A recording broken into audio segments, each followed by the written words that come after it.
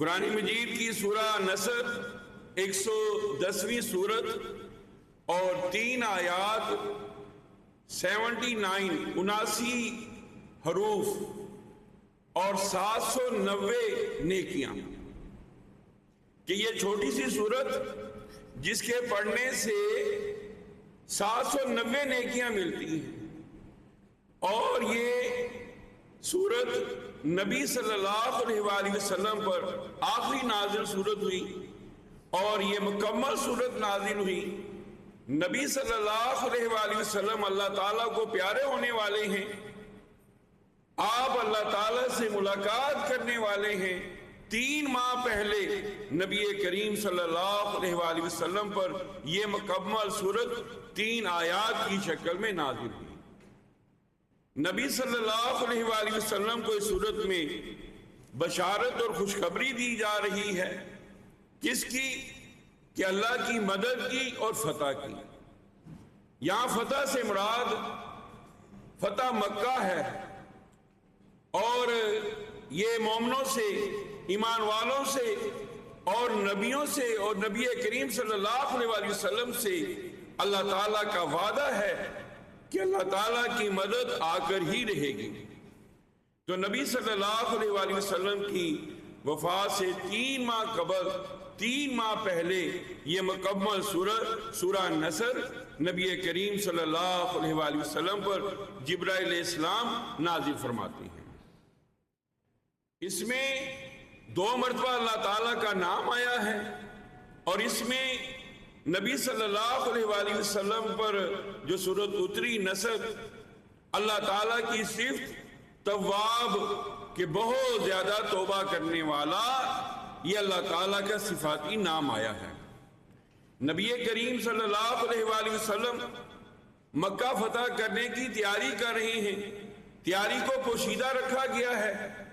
نبی کریم صلی اللہ علیہ وآلہ وسلم اما عائشہ صدیقہ رضی اللہ عنہ کے حجرے میں داخل ہوتے ہیں، عرض کرتے ہیں کہ میری تیاری کے بارے میں کسی کو نہ بتانا۔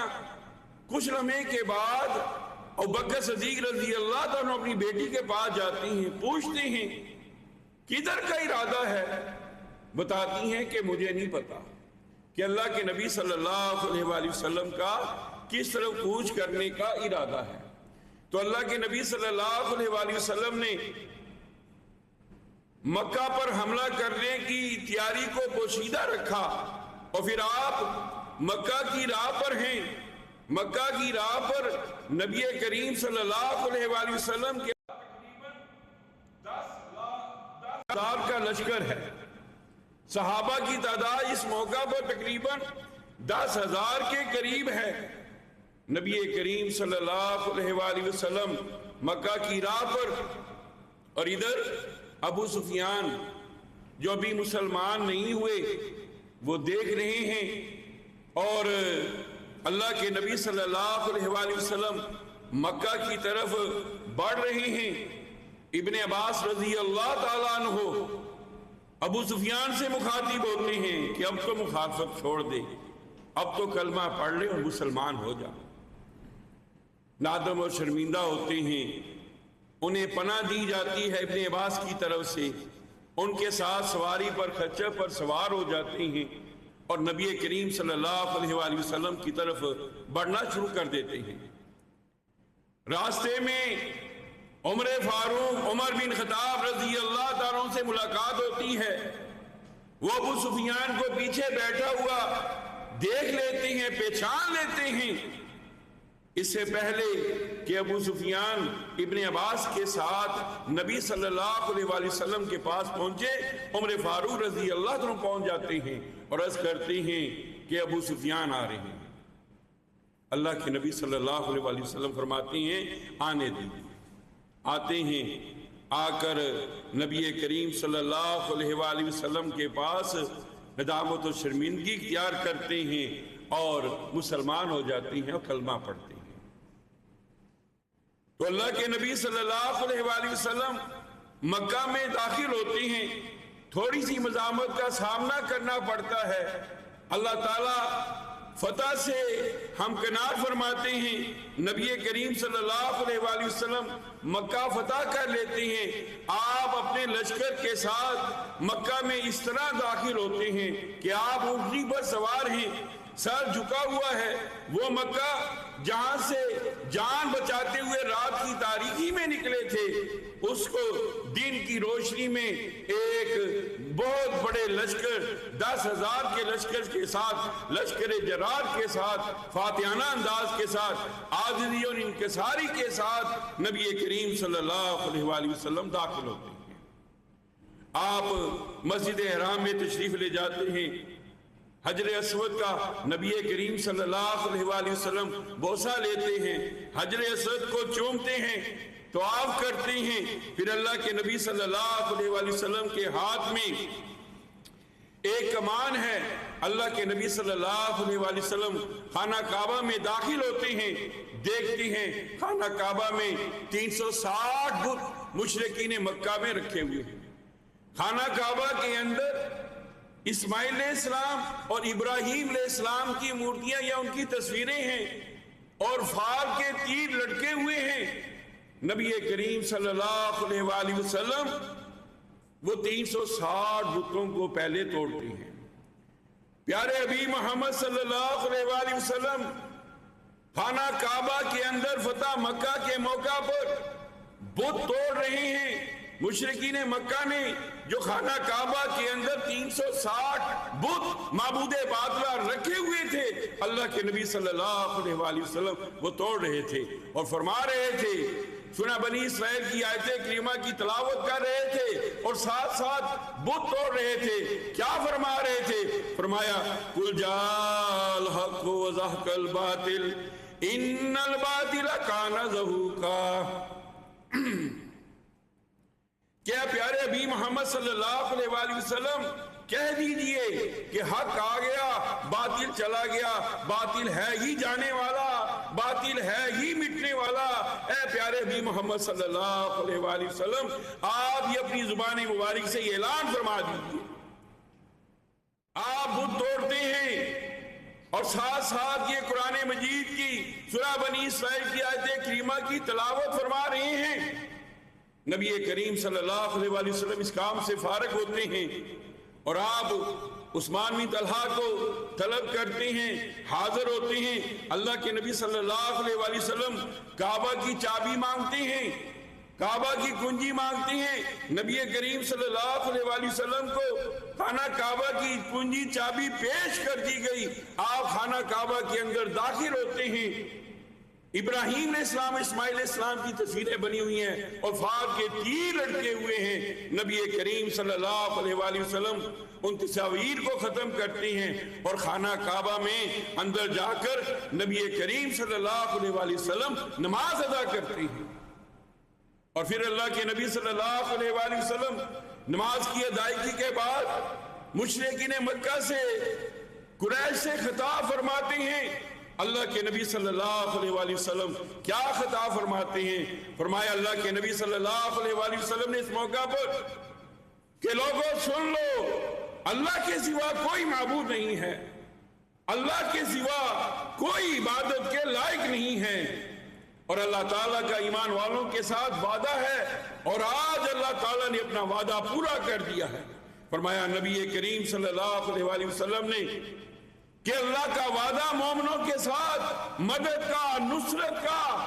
اللہ کے نبی صلی اللہ علیہ وآلہ وسلم فرماتی ہیں کہ مومنوں کو اللہ کی مدد آ کر ہی رہتی ہے، پہنچ کر ہی رہتی ہے، اور آج اللہ تعالیٰ نے ہماری مدد فرمائی ہے اور ہمیں بہت بڑی فتح سے نوازا ہے۔ اور پھر فرمایا جاہلیت کے سارے طریقے، جاہلیت کے سارے رسم و رواج آج ختم کر دیے جاتے ہیں۔ اور فرمایا ان اکرمکم عند اللہ اتقاکم، لوگوں سن لو، اللہ تعالیٰ کے ہاں عزت والا کون ہے، مرتبے اور مقام والا کون ہے، جو ہم میں سے سب سے زیادہ پرہیزگار ہے۔ مؤذن رسول بلال حبشی رضی اللہ عنہ کو طلب کیا جاتا ہے۔ یہ میں فتح مکہ کی بات کر رہا ہوں۔ مؤذن رسول کو بلایا گیا، بلال حبشی تشریف لاتے ہیں، اللہ کے نبی صلی اللہ علیہ وآلہ وسلم عرض کرتی ہیں بلال خانہ کعبہ کی چھت پہ چڑھ جا اور اذان کہہ، اللہ اکبر کی صدائیں بلند کر اے بلال، اشہد ان لا الہ الا اللہ اشہد ان محمد رسول اللہ کی صدائیں بلند کر۔ بلال حبشی رضی اللہ تعالیٰ عنہ مؤذن رسول خانہ کعبہ کی چھت پر چڑھ کر اذان کہتے ہیں۔ پھر اللہ کے نبی صلی اللہ علیہ وآلہ وسلم ام ہانی بنت ابی طالب کے گھر تشریف لے جاتے ہیں، اللہ کے نبی صلی اللہ علیہ وآلہ وسلم وہاں پر غسل فرماتے ہیں، اور پھر اللہ کے نبی صلی اللہ علیہ وآلہ وسلم 8 رکعتیں 2 کر کے چاشت کی ادا فرماتے ہیں۔ پھر اللہ کے نبی صلی اللہ علیہ وآلہ وسلم پھر تشریف لاتے ہیں، پھر خطاب فرماتے ہیں، اور پھر آپ عام معافی کا اعلان فرماتے ہیں۔ ابو سفیان کے گھر کو جائے پناہ قرار دے دیا گیا، آپ نے سارے لوگوں کے لیے، مکہ والوں کے لیے عام معافی کا اعلان فرما دیا، فرمایا کہ 9 بندے ان کو معاف نہیں کرنا، اگر اللہ کے گھر میں بھی یہ ملیں، خانہ کعبہ میں بھی ملیں تو ان کو قتل کر دینا ہے۔ اکرمہ بن ابی طالب جو ابو جہل کا بیٹا تھا، یہ بھاگتا ہے، لیکن بھاگتے بھاگتے اسے اللہ کی توحید کا پیغام ملتا ہے، ساحلی علاقے جاتا ہے، ساحل میں سمندر میں جب لوگ اللہ اکبر کی صدائیں لگاتے ہیں طوفان میں بچ کر، کہتے ہیں اسی اللہ سے تو بچ کر میں جا رہا ہوں، اسی اللہ کی تو ساری زندگی مخالفت کرتا رہا۔ لوگوں نے بتایا کہ ہاں جب مشکل آتی ہے اللہ مدد کرتا ہے، اللہ کے سوا کوئی مدد کرنے والا نہیں ہے۔ کہتا پھر میں کس لیے بھاگ رہا ہوں؟ واپس آ جاتے ہیں، نبی کریم صلی اللہ علیہ وسلم کو بتایا جاتا ہے اکرمہ بن ابو جہل آ رہے ہیں، نبی کریم صلی اللہ علیہ وسلم فرماتے ہیں آنے دیں، آتے ہیں، آ کر نبی صلی اللہ علیہ وسلم کے قدموں میں گر جاتے ہیں اور مسلمان ہو جاتے ہیں، کلمہ طیبہ پڑھتے ہیں۔ یہ ان 9 بندوں میں شامل تھا جن کے بارے میں نبی کریم صلی اللہ علیہ وسلم نے اعلان فرمایا تھا کہ ان کو معاف نہیں کرنا، ان کو قتل کر دینا ہے۔ پھر اسی طرح ان 9 بندوں میں سے ایک کافر حبار بن اسود یہ بھی تھا۔ یہ کون تھا؟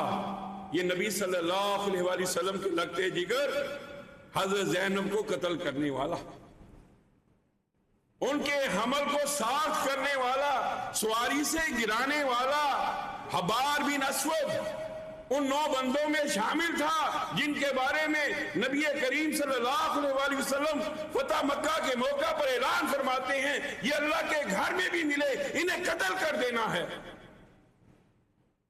یہ بھی آ کر نبی کریم صلی اللہ علیہ وسلم سے معافی مانگتا ہے اور کلمہ پڑھ کے مسلمان ہو جاتا ہے اور اسے بھی معاف کر دیا جاتا ہے۔ آپ دیکھیں نبی کریم صلی اللہ علیہ وسلم کا صبر، نبی صلی اللہ علیہ وسلم کا حوصلہ دیکھیں، اپنے لگتے جگر اپنی بیٹی زینب کے قاتل کو حبار بن اسود کو جو آ کے معافی مانگتا ہے مسلمان ہو جاتا ہے، اللہ کے نبی صلی اللہ علیہ وسلم اسے معاف فرما دیتے ہیں۔ 9 آدمی تھے، 9 آدمی میں سے 4 قتل کر دیے جاتے ہیں، اور 9 آدمیوں میں سے 7 مرد تھے، 2 لونڈیاں تھیں، 2 عورتیں تھیں، 4 قتل کر دیے جاتے ہیں اور 5 مسلمان ہو جاتے ہیں اور ان کے لیے معافی کا اعلان کر دیا جاتا ہے۔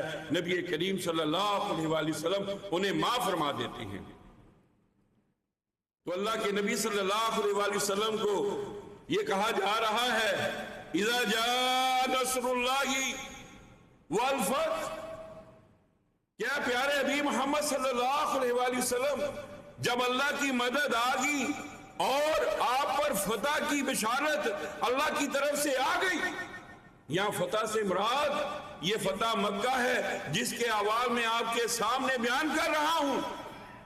یاد رکھیے مومنوں پر، ایمان والوں پر اللہ کی طرف سے آزمائشیں آتی ہیں، اللہ کی طرف سے مصیبتیں تکلیفیں آتی ہیں، مومن آدمی اللہ کی آزمائشوں پر، تکالیف پر صبر کرتا ہے اور پھر اللہ کی مدد اور نصرت کا مستحق ٹھہرتا ہے، اللہ تعالیٰ پھر مدد فرماتی ہے۔ آپ دیکھیے نبی کریم صلی اللہ علیہ وسلم پر کتنی مشکلیں آئیں۔ فتح مکہ، وہ مکہ، آبائی گھر، خانہ کعبہ، رات کی تاریکی، جان بچاتے ہوئے ابوبکر صدیق کے ساتھ، ان کے غلام کے ساتھ، تیاری کے ساتھ پلان کرتے ہوئے اللہ کے حکم سے ہجرت فرما رہے ہیں۔ دل نہیں کرتا آپ کا مکہ چھوڑنے کو، لیکن اللہ کی طرف سے حکم آ گیا، اس لیے کہ مشرکین مکہ نے نبی صلی اللہ علیہ وآلہ وسلم کے بارے میں یہ ارادہ کر لیا تھا کہ نعوذ باللہ من ذالک آپ کا کام تمام کر دیا جائے۔ تو اللہ کی طرف سے نبی کریم صلی اللہ علیہ وآلہ وسلم پر بڑی آزمائشیں آئیں۔ ان آزمائشوں میں نبی کریم صلی اللہ علیہ وآلہ وسلم کو مکہ چھوڑنا پڑا۔ جتنی بڑی آزمائش ہوتی ہے ایمان والوں پر، جتنی بڑی اللہ کی طرف سے مصیبت اور تکلیف آتی ہے، مصیبت اور تکلیف پر مومن آدمی، ایمان والا آدمی صبر اور استقامت اختیار کرتا ہے، اتنا ہی زیادہ اللہ کی طرف سے مدد اور نصرت آتی ہے۔ کب؟ جب مومن آدمی ایمان والا اس آزمائش پر صبر کرتا ہے، اللہ کے دین کو مضبوطی کے ساتھ تھام لیتا ہے، اور جب جتنی بڑی آزمائش آتی ہے یقین اور ایمان کے ساتھ اس کو برداشت کیا جاتا ہے، بعد میں اتنی ہی بڑی یا اس سے بھی زیادہ اللہ تعالیٰ کی طرف سے مدد اور نصرت آتی ہے۔ یہ اللہ تعالیٰ کا ایمان والوں کے ساتھ وعدہ ہے، یہ اللہ تعالیٰ کا ایمان والوں کے ساتھ یہ نصرت اور فتح کا اللہ تعالیٰ کا وعدہ ہے۔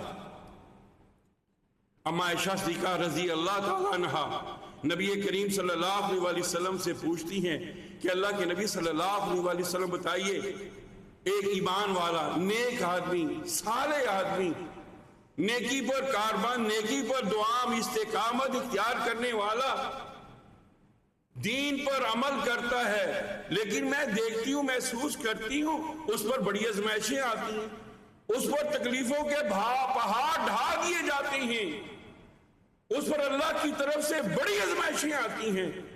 اللہ کے نبی صلی اللہ علیہ وآلہ وسلم ایسا کیوں ہیں؟ نبی کریم صلی اللہ علیہ وآلہ وسلم فرمایا کہ وہ ایمان والا جو ہر آزمائش میں پورا اترتا ہے، صبر استقامت کرتا ہے، فرمایا اللہ کے نبی صلی اللہ علیہ وآلہ وسلم نے، یہ اللہ کے ہاں سچا مومن ہے۔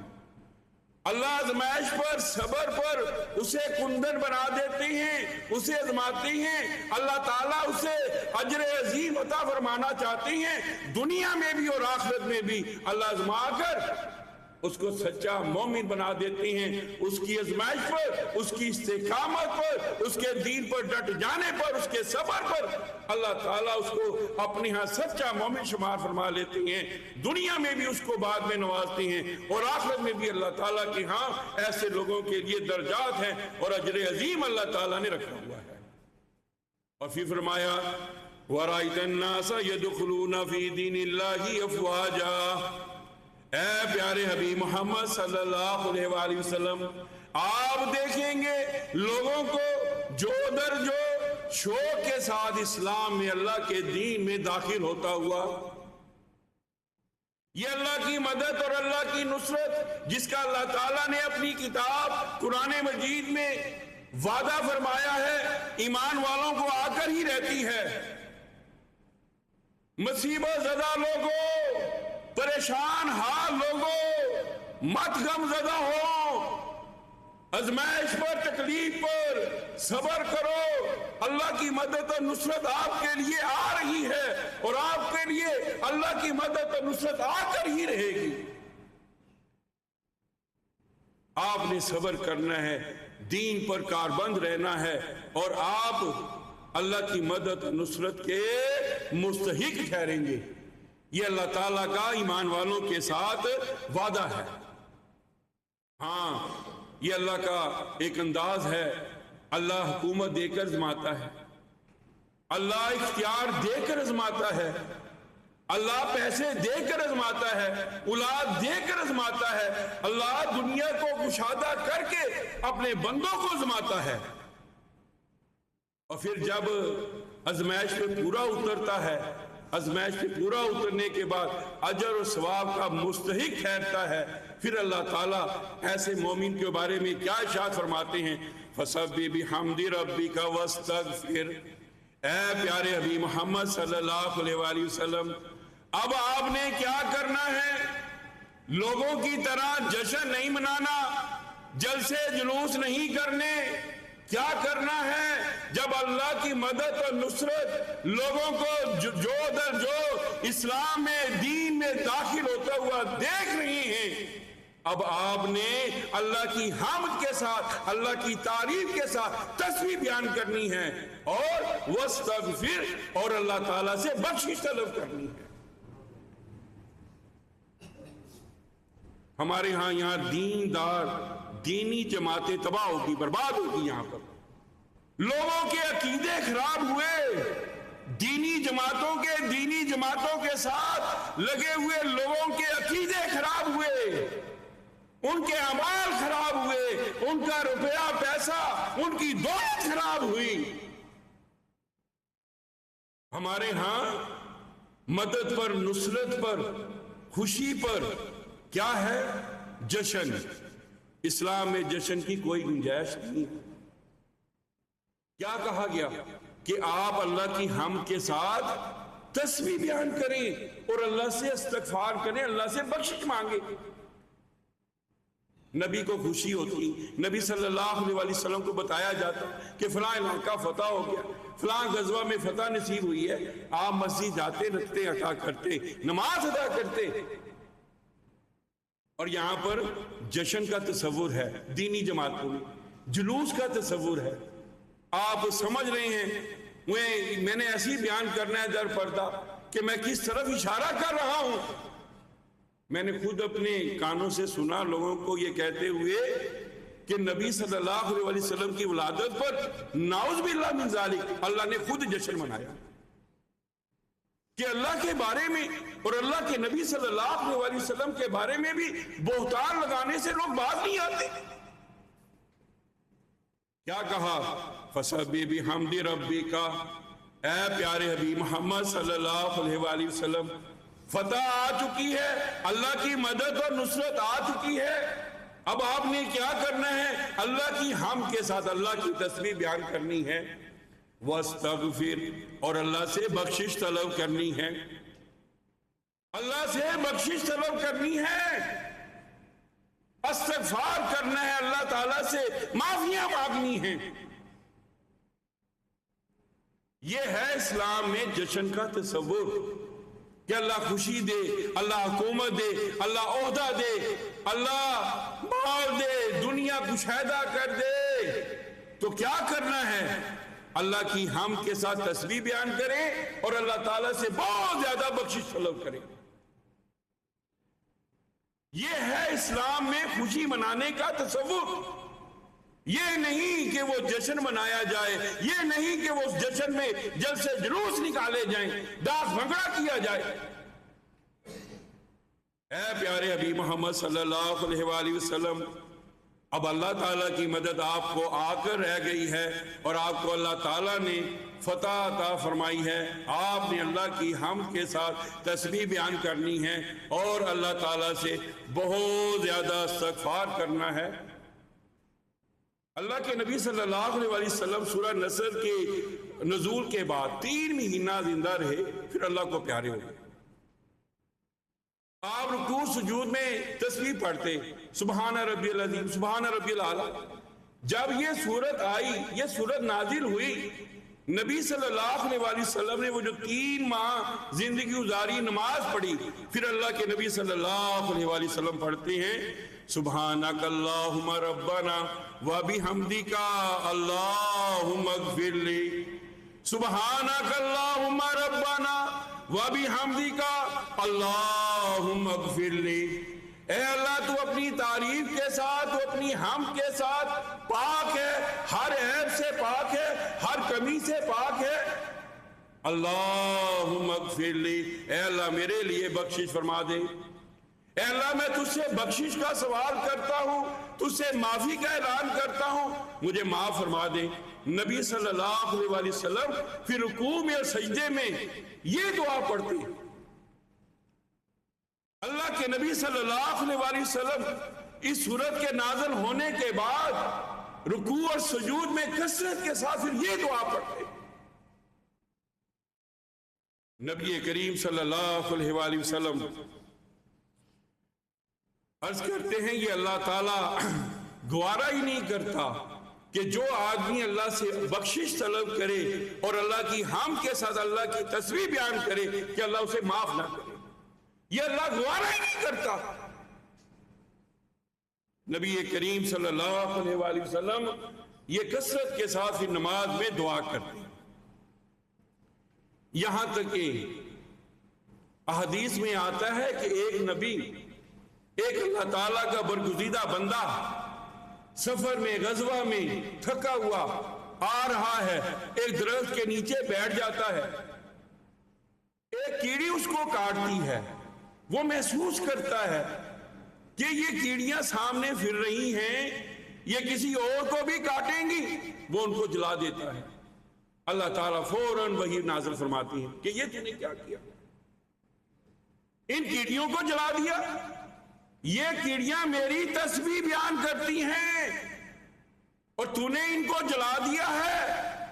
یہ کیڑیاں، یہ ساری کی ساری مخلوقات، ایون کے سمندر کی مچھلیاں بھی اللہ تعالیٰ کی تسبیح بیان کرتی ہیں۔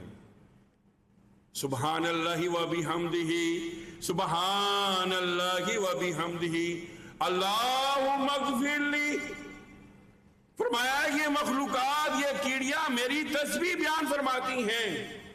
جو آدمی ایک مرتبہ یہ پڑھتا ہے سبحان اللہ و بحمدہ اللہم اغفر لی، اللہ تعالیٰ اس کے لیے بخشش کا اعلان فرما دیتے ہیں۔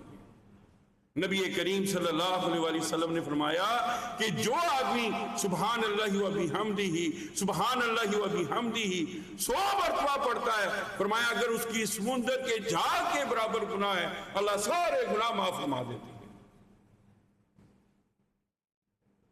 تو اللہ کے نبی صلی اللہ علیہ وآلہ وسلم پر یہ وحی کی گئی کہ اللہ کی ساری مخلوقات اللہ کی حمد اور تسبیح بیان کرتی ہیں، اور فرمایا سبحان اللہ و بحمدہ آدمی پڑھتا ہے رحمت کی بارش اللہ تعالیٰ نازل فرماتا ہے، رحمتوں کا باران برستا ہے یہ تسبیح کرنے سے، سبحان اللہ و بحمدہ۔ اور سورہ انفال میں اللہ تعالیٰ ارشاد فرماتی ہیں وَإِذْ قَالَ اللَّهُمَّ إِن كَانَ هَذَا هُوَ الْحَقَّ مِنْ عِنْدِكَ فَأَمْطِرْ عَلَيْنَا حِجَارَةً مِنَ السَّمَاءِ أَوْ ائْتِنَا بِعَذَابٍ أَلِيمٍ۔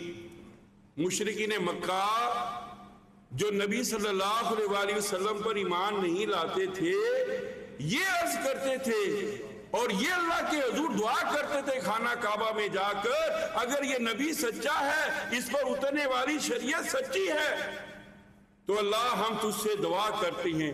کیا دعا کرتے؟ فَأَمْطِرْ عَلَيْنَا حِجَارَةً مِنَ السَّمَاءِ، کہ آسمان سے ہم پر پتھر برسا، أَوْ ائْتِنَا بِعَذَابٍ أَلِيمٍ، یا ہم پر دردناک عذاب نازل فرما۔ یہ مشرکین مکہ اپنے لیے دعا کرتے، جب نبی صلی اللہ علیہ وآلہ وسلم انہیں دعوت دیتے تو آگے سے وہ اللہ کے گھر جا کر یہ دعا کرتے۔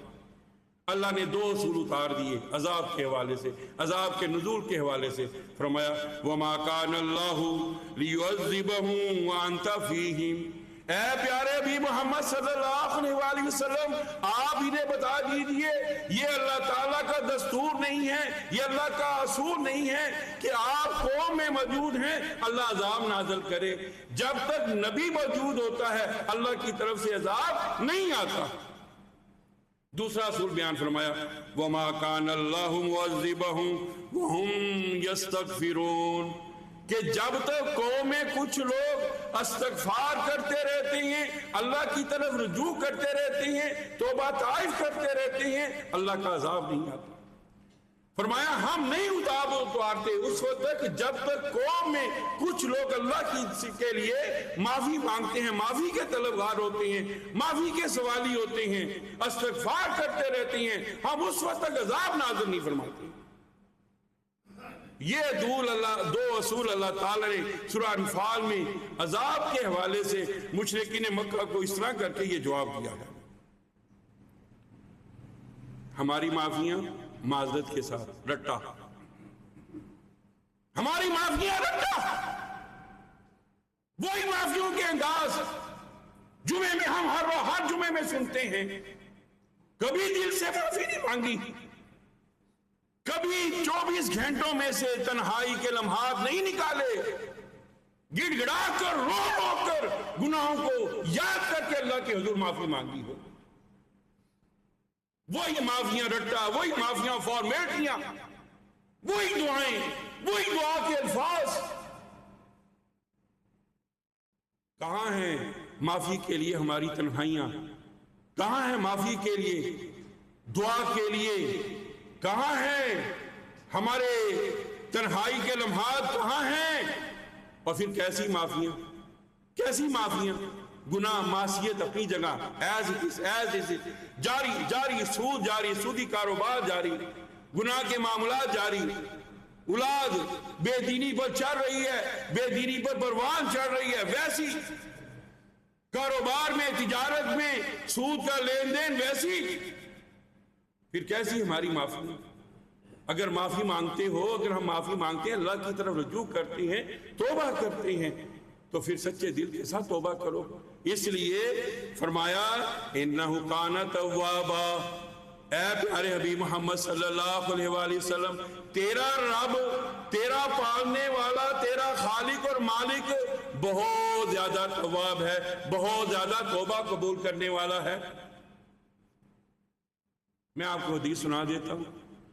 نبی کریم صلی اللہ علیہ وآلہ وسلم نے فرمایا کہ اللہ تعالیٰ رات کو ایسے ہاتھ پھیلا دیتے ہیں، رات کو اللہ ایسے ہاتھ پھیلاتے ہیں، کوئی ہے دین کا گناہگار میری طرف رجوع کرنے والا، مجھ سے معافی مانگنے والا، میں اس کو معاف کر دوں، وہ مجھ سے دعا کرے، مجھ سے معافی مانگے، میں اس کی دعا کو قبولیت کا شرف عطا کر دوں اور اسے معاف کر دوں، اس کے لیے معافی کا اعلان کر دوں۔ نبی کریم صلی اللہ علیہ وآلہ وسلم فرماتے ہیں اللہ تعالیٰ دین کے وقت ہاتھ پھیلاتے ہیں، کوئی ہے رات کو گناہ کرنے والا، اپنے نفس کی جذبات کی رو میں بہ جانے والا، خطا کار، گناہگار، جس کے دل میں احساس پیدا ہو گیا ہے رات کو معصیت اور گناہ میں گزاری ہے، اللہ دین کو ہاتھ پھیلا رہے ہیں، آئے وہ میری طرف رجوع کرے، دعا کرے، معافی مانگے، میں اسے معاف فرما دوں۔ اور اللہ تعالیٰ اپنے بندے کی معافی سے بہت زیادہ خوش ہوتے ہیں۔ ایک حدیث میں نبی صلی اللہ علیہ وآلہ وسلم نے مثال دے کر سمجھایا کہ غزوہ میں قیدی آئے، ان قیدیوں میں عورت بھی تھی، ایک عورت کا، ایک بوڑھی عورت کا چھوٹا بچہ گم ہو جاتا ہے اور وہ تلاش کر رہی ہے، ڈھونڈ رہی ہے، پریشان حال ہے، اچانک بچہ مل جاتا ہے، وہ بچے کو پک کرتی ہے، اٹھاتی ہے، سینے سے لگاتی ہے، چومتی اور چاٹتی ہے، بہت زیادہ پیار کر رہی ہے، دودھ پلا رہی ہے۔ اللہ کے نبی صلی اللہ علیہ وآلہ وسلم یہ منظر دیکھ کر صحابہ کی طرف مخاطب ہوتے ہیں کہ صحابہ دیکھو، اولاد کتنی پیاری ہوتی ہے، بیٹا کتنا پیارا ہوتا ہے، ماں کیسے پیار کر رہی ہے، کیا یہ ماں اپنے بیٹے کو آگ میں گرانا گوارا کرے گی؟ کیا یہ آگ میں گرائے گی؟ صحابہ کرتے ہیں نہیں اللہ کے نبی صلی اللہ علیہ وآلہ وسلم، یہ کیسے ممکن ہے؟ جو ماں اتنا پیار کرتی ہے وہ اپنی اولاد کو اپنے ہاتھوں سے آگ میں گرا دے؟ فرمایا اس ماں سے 100 درجے زیادہ اللہ اپنے بندوں سے محبت کرتا ہے۔ اللہ گوارا ہی نہیں کرتا کہ اس اللہ کے بندے آگ میں جائیں، اللہ کے عذاب میں مبتلا ہو جائیں، چاہے وہ عذاب دنیا میں ہو، چاہے وہ عذاب آخرت کا عذاب ہو، جہنم کا عذاب۔ اللہ بہت زیادہ اپنے بندوں سے محبت کرتا ہے۔ فرمایا نبی کریم صلی اللہ علیہ وسلم نے 100 درجے، اس سے بھی زیادہ درجے اللہ اپنے بندوں سے محبت فرماتا ہے۔ اللہ تو یہ گوارا ہی نہیں کرتا کہ اللہ کا بندہ اللہ کے عذاب میں، دردناک عذاب میں مبتلا ہو۔ سفیان ثوری رحمت اللہ علیہ بہت زیادہ نیک آدمی، تہجد گزار، لاکھوں اسٹوڈنٹ کو دین پڑھایا، بہت زیادہ نمازیں ادا کرنے والے، بہت زیادہ ذکر اذکار کرنے والے محدث، نبی صلی اللہ علیہ وسلم کی احادیث کا کام کرنے والے، اپنے دوست اپنے بھائی حماد سے پوچھتے ہیں، عرض کرتے ہیں کیا اللہ مجھے معاف کر دے گا؟ آنکھوں میں آنسو آ جاتے ہیں۔ حماد بھی محدث ہیں، حدیث کے طالب علم ہیں، عرض کرتے ہیں کہ آپ نے کیسی بات کر دی ہے۔ میں تو یہ خیال کرتا ہوں انبیاء علیہ السلام کے بعد صدیق کا جو نا وہ درجہ آتا ہے، اور آپ اللہ کی توفیق سے صدیق کے درجے پر فائز ہیں، اللہ آپ کو معاف کر دے گا۔ دیکھیے قرون اولیٰ کے مسلمانوں کا حال، کہ اس قدر نیک ہونے کے باوجود بھی اللہ سے کتنا ڈرتے ہیں، کتنا ڈر اور خوف، آخرت کا، جنت کا، جہنم کا تصور کس قدر واضح ان کے سامنے۔ آؤ میرے قابل احترام بزرگوں اور بھائیوں، اللہ کی طرف رجوع کرتے ہیں، اس لیے کہ ہمارا رب تواب ہے، بہت زیادہ توبہ قبول کرنے والا ہے۔ ندامت و شرمندگی اختیار کرو، اپنے گناہوں کو یاد کر کر کے اللہ کے حضور معافی مانگو، اور جو میرے بھائی میرے بزرگ دکھ میں ہیں، آزمائش میں ہیں، تکلیف میں ہیں، وہ استقامت اختیار کریں، صبر کریں، اس لیے کہ اللہ کی مدد و نصرت ان کو آ کر ہی رہے گی، اس لیے کہ اللہ تعالیٰ کا ایمان والوں کے ساتھ وعدہ ہے۔ آپ صبر کریں، استقامت اختیار کریں، جیسا کہ یہ سورہ نصر میں نے یہ بیان کیا ہے۔